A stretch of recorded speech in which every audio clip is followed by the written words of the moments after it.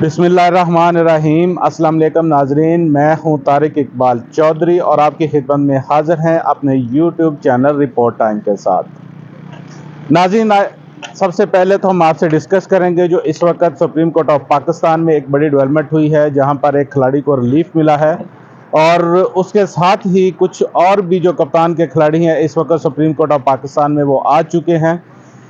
चूँकि ये उनके लिए एक हतमी राउंड है कि जब रिटर्निंग ऑफिसर के पास उनके कागजात नामजदगी चैलेंज हुए तो रिटर्निंग ऑफिसर ने उनको नाअहल करार दिया,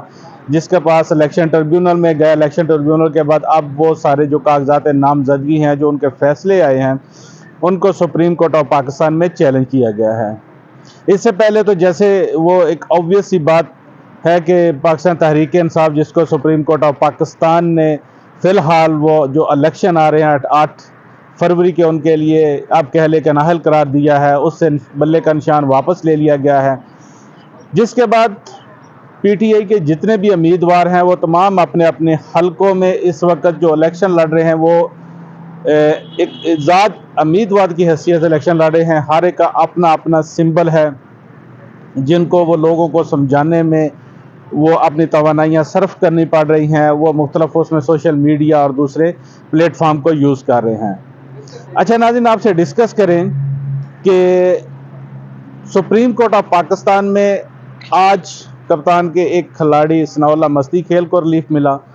उसके बाद लाहौर से जो सोशल मीडिया एक्टिविस्ट हैं पाकिस्तान तहरीक इंसाफ की, जो जिन्होंने काफ़ी फेम हासिल की है, उन्होंने भी सुप्रीम कोर्ट ऑफ पाकिस्तान से रजू किया है। तो उसके बाद तीसरे जो हैं चौधरी परवेज़ इलाही, पाकिस्तान तहरीक इंसाफ के सदर, वो भी सुप्रीम कोर्ट ऑफ पाकिस्तान में गुज़श्ता रोज़ आ चुके हैं।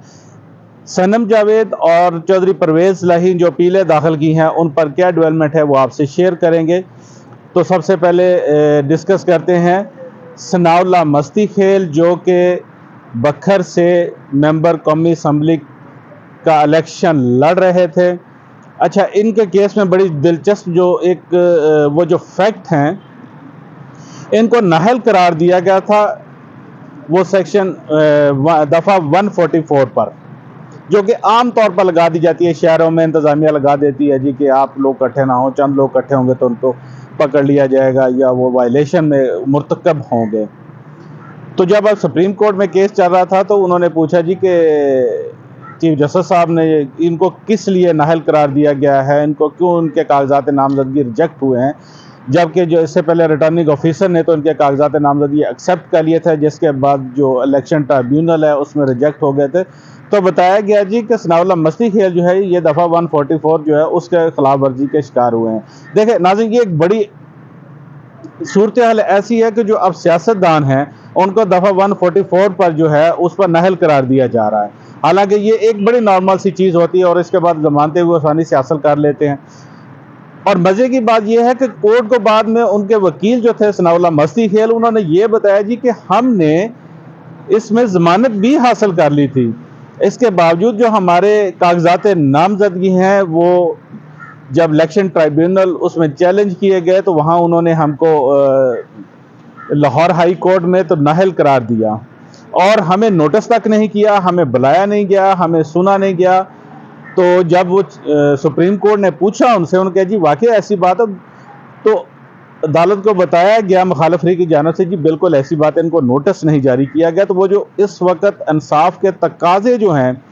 जो पीटीआई उम्मीदवारों के लिए हैं वो भी शायद वो बैलेंस नहीं है, जिस तरीके से वो एक वो जो इंसाफ का तराजू है उसको वो बैलेंस होना चाहिए।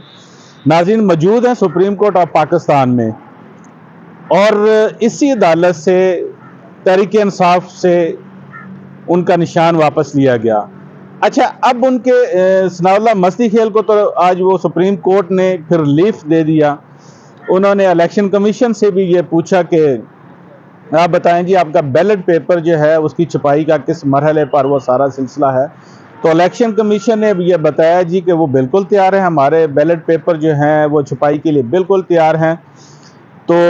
वो सारा जो प्रोसेस है वो हमने कंप्लीट कर लिया है। लेकिन इसके बावजूद जो है सुप्रीम कोर्ट ने उन्होंने कहा नहीं, ये सनाउल्लाह मस्ती खेल इनकी जो अपील है, जो इनका मुद्दा है, ये ठीक है, ये दुरुस्त है, ये वैलिड है। इसके बाद उन्होंने उनको इजाज़त दे दी। اچھا، اس کے بعد آپ سے ڈسکس کریں کہ جو سوشل میڈیا ایکٹیوسٹ ہیں تحریک انصاف کی لاہور سے سنم جاوید نے بھی آج سپریم کورٹ آف پاکستان سے رجوع کر لیا ہے۔ جیسا کہ اس سے پہلے تو یہ تھا کہ ان کے ریٹرننگ آفیسر سے بھی جو کاغذات نامزدگی ہیں وہ مسترد ہوئے تھے، الیکشن ٹریبیونل میں مسترد ہوئے، اس کے بعد ایپلٹ جو لاہور ہائی کورٹ کا الیکشن ٹریبیونل اس سے بھی وہاں پر مسترد ہوئے، تو جس کے بعد آج انہوں نے فائنلی سپریم کورٹ سے رجوع کیا ہے۔ ان کے کیس میں بڑی مزیدار وہ جو دلچسپ صورتحال ہے کہ کہہ رہے ہیں جی کہ ان کے جب لاہور ہائی کورٹ نے ان کے کیس کو ڈیسائیڈ کیا تو ان کا جو آرڈر ہے وہ لکھنے میں انہوں نے ہفتہ 10 دن لگا دیا، حالانکہ وہ جو آرڈر ہے وہ 1 یا 1.5 لائن کا آرڈر ہے، اس سے زیادہ آرڈر نہیں ہے۔ اچھا، جب اس کے بعد ان کو آرڈر دیا گیا تو اس کے بعد جو کل صورتحال سامنے آئی تو وہ جو جیل سپرڈنٹ ہے وہ ان کو دستخط نہیں کرنے دے رہے تھے کہ جی وہ دستخط کریں گے تو ظاہری بات ہے سپریم کورٹ آف پاکستان سے وہ رجوع کریں گی، جس کے بعد وہ پتہ چلا کہ وہاں پر جو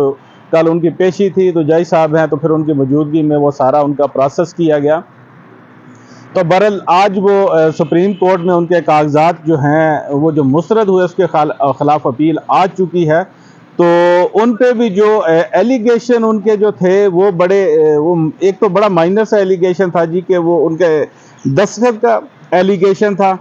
جس پہ کہا جا رہا ہے جی کہ ان کے جو کاغذات نامزدگی ہیں جو دستخط کیے گئے ہیں وہ ان کے اصلی نہیں ہیں، وہ درست نہیں ہیں۔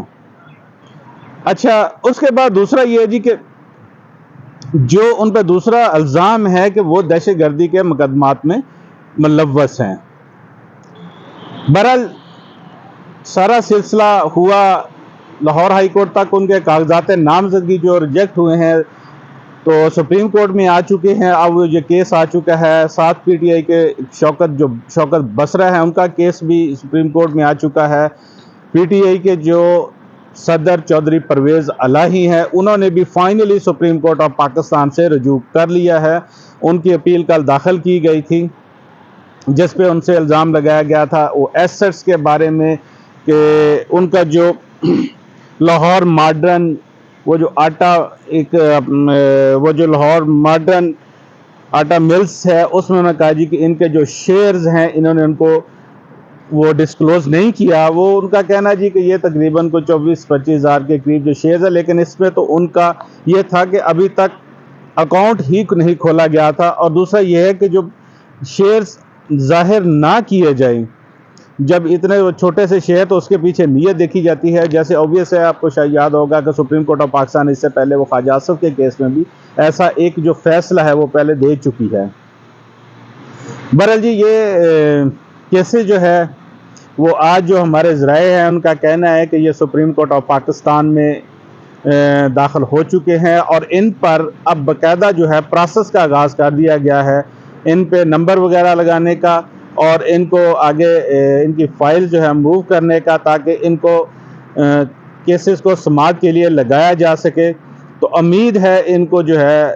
ایک آدھ دن میں جو سماعت کے لیے لگا دیا جائے گا، جس کے بعد عدالت ان کی سماعت کرے گی، اس کے بعد عدالت کیا فیصلہ کرتی ہے وہ سامنے آئے گا۔